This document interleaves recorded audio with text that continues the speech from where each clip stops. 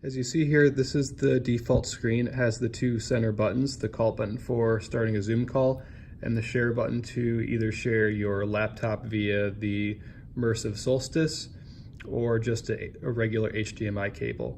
So let's try that first. If we hit share, it gives you the option to just hit share. And then on the screen, it will pop up with my laptop, which is already connected.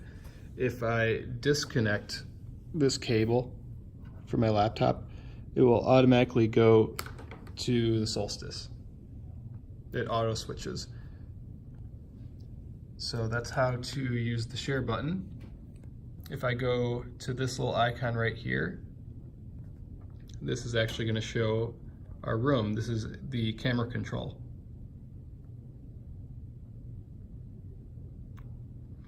This speaker track button, it will automatically focus in on the person talking. So that's a feature you can either keep on or take off.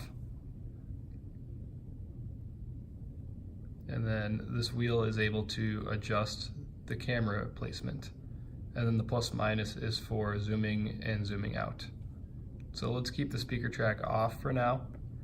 And then we'll go back to call.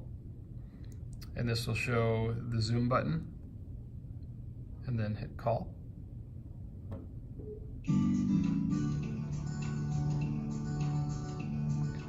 Welcome to Zoom. Please press pound, then enter your meeting ID, followed by the pound sign again. So when you start a Zoom call, it will ask you, do you want to share content? And you can do it two different ways. You can share content in the call, or you can share content so only the people in this room can see and no one else on the Zoom can see it.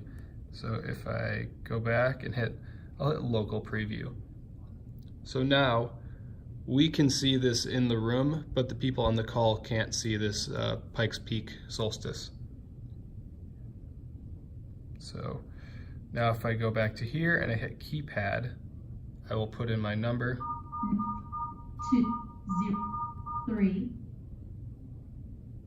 9 2 3. Okay. You are in the Zoom meeting now.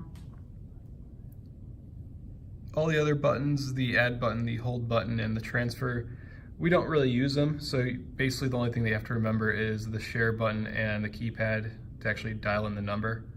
And always use the hashtag or the pound after you put in the number.